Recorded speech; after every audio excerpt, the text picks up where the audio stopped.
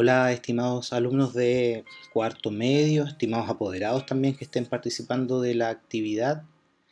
Hoy día partimos con esta imagen que nos recuerda la idea de quedarnos en casa. Quedarnos en casa es un acto solidario, es un acto de empatía, no es solamente de cuidarme a mí, sino de también cuidar a los demás. Fíjese en el techito de la casa que aparece ahí. Y en el hashtag. Y quisiera nuevamente desearles que estén todos ustedes muy bien en sus casas, cuidándose, que estén todos bien de salud.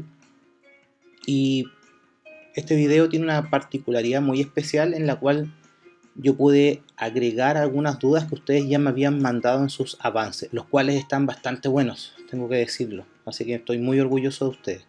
Muy buenos los avances. Y en los puntos que voy a explicar a continuación, retomo o hago énfasis en aquellos que me han manifestado que tienen dudas. Vamos entonces en el punto 16. Elabora un subtema por párrafo y lo ilustran con ejemplos, datos, explicaciones.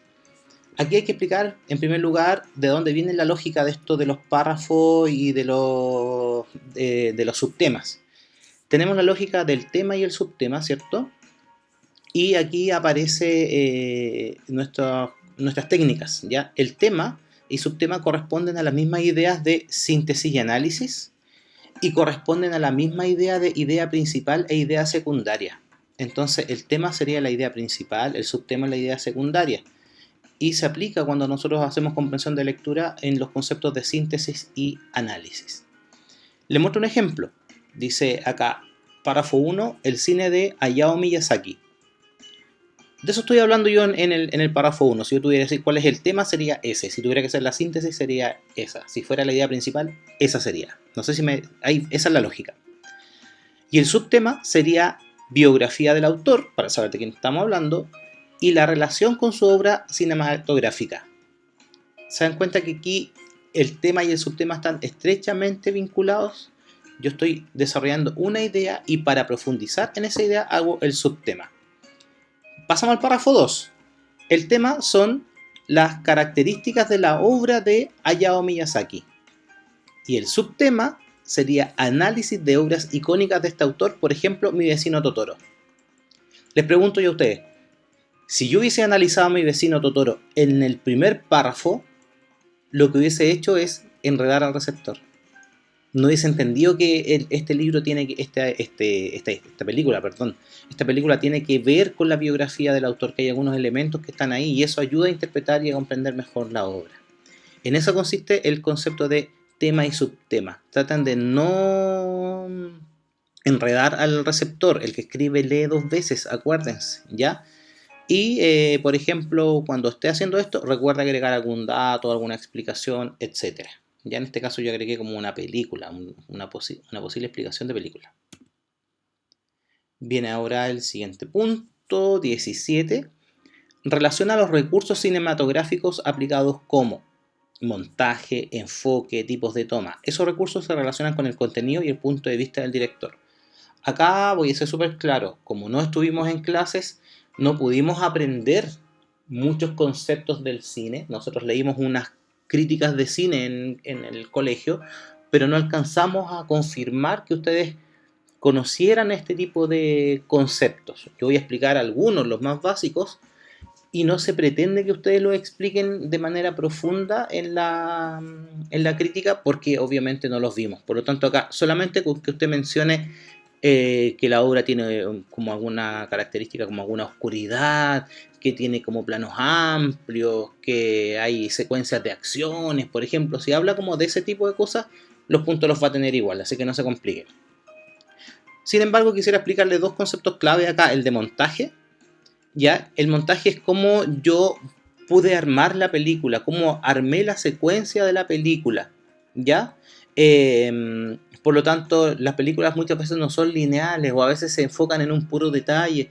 Ese tipo de cosas tienen que ver con el montaje. La toma, ¿ya? Es como la unidad mínima, como dice acá, ¿ya? La toma es desde qué punto de vista está enfocado algo, ¿ya? Entonces, Por ejemplo, algunos directores se caracterizan por hacer tomas desde abajo, ¿ya? Y los especialistas lo interpretan como que tiene que ver como con la perspectiva en que está el protagonista, que está luchando por surgir, que está desde abajo. Hay algunos directores que siempre tienen tomas muy amplias de paisajes, de ciudades, etcétera, ¿ya? Si identifica alguno de esos aspectos, por favor explíquelo y relaciónelo con el contenido, es decir, con los temas o ideas que trata la película. El punto de vista del director, ¿cierto?, tiene que ver en algunos énfasis que hace el director. Por ejemplo, en los espacios, como yo les decía, algunos autores muestran muchos espacios. Hay películas que hay mucho diálogo, donde todo lo más importante es lo que dicen los personajes. Sin duda hay películas que las acciones son lo más importante, las llamadas de hecho películas de acción. Y hay otras en que los personajes se llevan el protagonismo. Por ejemplo, el Joker podría ser una película en que lo más importante es el desarrollo de un personaje. Ahí se las dejo dando vuelta. Pasamos entonces a la número 18. Incorpora datos, descripciones, ejemplos, descripciones provenientes de fuentes investigadas, citándolas, aplicando un formato previamente definido. Ya, aquí viene. Aquí hay unas acciones que seguir. Lo primero, investigar sobre la obra, ¿cierto? O sea, entiendo yo que lo primero era ver la película, pero para cumplir con este punto me refiero. Investigar sobre la obra, seleccionar información de acuerdo a mi propuesta personal de la película. Si usted dice que es una película lúgubre, triste, que le genera angustia, no vaya a seleccionar una cita que diga todo lo contrario de eso. Después vamos a citarla, y aquí me devuelvo, yo sé que muchos de ustedes lo saben, que una cita es un fragmentito escrito por otro, no por mí. Por eso que no pueden incluir información de internet, llegar y copiarla y pegarla a los trabajos, porque estarían faltando a esto, que utilizo como referencia o respaldo de mi propuesta. ¿Ya? Entonces, eso es la cita. Una referencia chiquitita, un fragmentito que yo copio para utilizarlo y defender mi propuesta. La otra acción sería darle el formato. Y la pregunta es, ¿cuál es el formato? ¿Cierto? Ya, aquí va. Poner en comillas el fragmento seleccionado.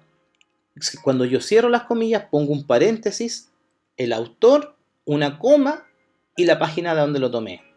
En esto voy a ser bien relajado porque como no hemos estado en clase, no hemos podido seleccionar buenas obras. De hecho, yo les iba a llevar un librito que hablaba sobre todo esto, que quería que lo revisaran.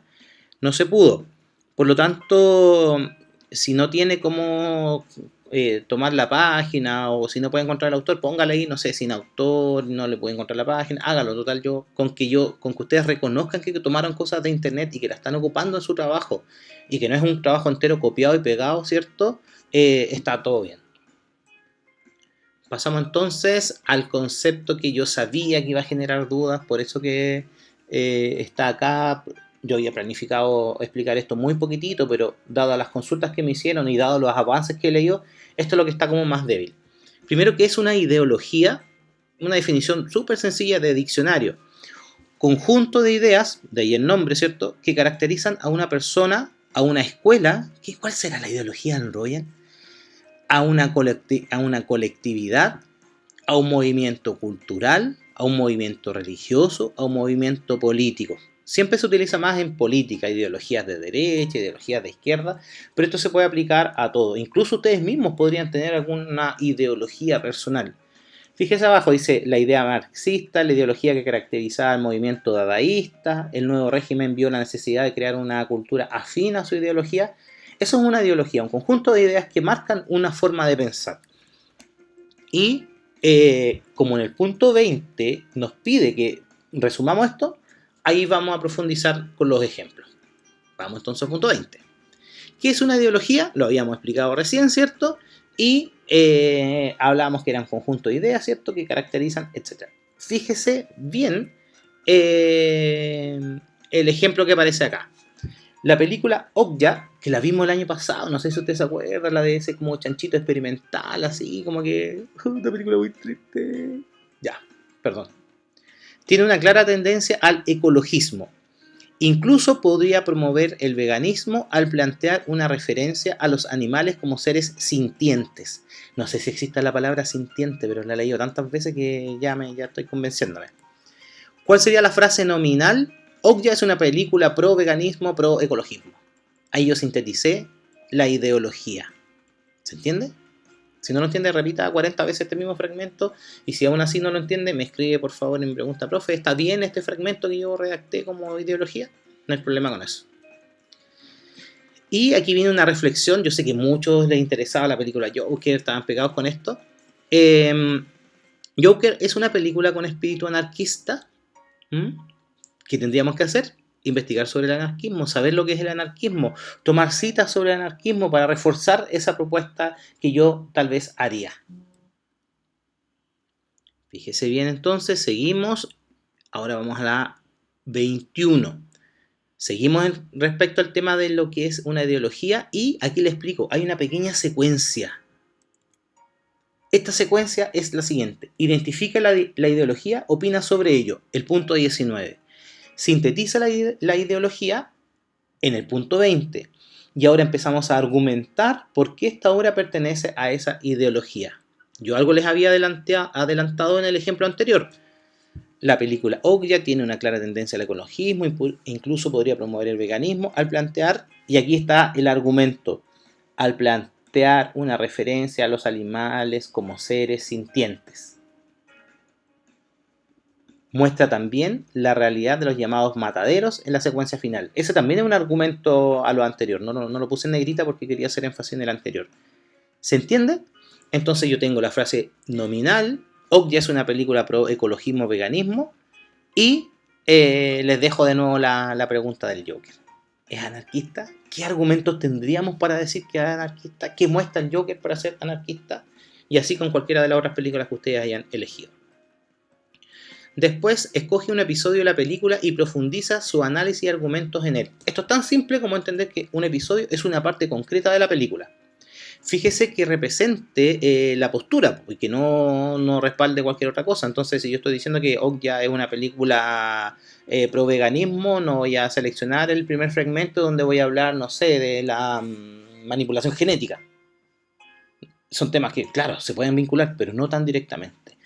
Fíjese el ejemplo que puse acá. La secuencia final de la película Okja, donde le salvan la vida y el bebé al que los padres prefieren renunciar porque saben que le espera una muerte segura. No. Esa escena fue muy triste, pues habían unos papás, unos hoguitos ahí y tiraron a la guaguita porque sabían que ahí iban a morir. Ellos tenían conciencia, como los animales tienen conciencia, y por eso no hay que comérselo. Pasamos entonces al punto 23. Incorporan una bibliografía de las fuentes utilizadas siguiendo un formato definido. Ya. Yo sé que esto ya lo saben, pero me estoy devolviendo uno por si acaso hay algún apoderado que les quiera ayudar o les quiera corregir la tarea, o para algún alumno nuevo, que nunca faltan, que siempre llegan alumnos nuevos. Saludos, alumnos nuevos. ¿Qué es una bibliografía? Es un conjunto de referencias u obras consultadas para respaldar mis propuestas. En este caso yo puse ahí especialmente la ideología. No es que todas las bibliografías sean para la ideología, pero yo creo que la ideología es donde más van a tener que investigar, lo que más les va a costar. ¿Ya? Y se agrega al final del texto. Entonces yo escribo todo mi texto, introducción, desarrollo y conclusión, y al final pongo bibliografía. ¿Ya? Ahora, ¿cuál es ese formato definido que nos pide acá? Aquí está. Les aviso al tiro, no se angustien, no se preocupen por esta parte. No voy a ser exigente porque hay distintas formas de citar muchas cosas, e incluso si es una página de internet se cita distinto. Es el manso enredo y yo quería explicarlo ahí personalmente con ustedes, y la verdad es que traté de ingeniármelas cómo explicarlo en un video, pero no caché. Así que mis disculpas al respecto, pero mi tranquilidad también para que sepan que aquí, con que ponga el autor y que ponga de dónde el título y de dónde lo sacó, estamos dados. Entonces, apellido del autor, nombre del autor, paréntesis, el año de la publicación, el título de la obra, la ciudad y la editorial. Esa es como una bibliografía más o menos armadita. Abajo, las páginas web, se pone el autor, se pone el título, ¿cierto? El lugar y la fecha de edición. Y la URL, que es la dirección. Acá va un ejemplo claro de esto. Fíjese que Darling Hammond, ¿cierto? El año, el título de la obra. Es un título compuesto, no se enreda. El derecho de aprender, crear escuelas para todos. Publicado en Barcelona por editorial Ariel. Y la bibliografía que puse acá abajito de internet es la misma que ocupé para basarme en las citas de internet. Se llama la página Sobre la bibliografía. El autor es María Estela Raffin, ¿no es cierto?, de Argentina.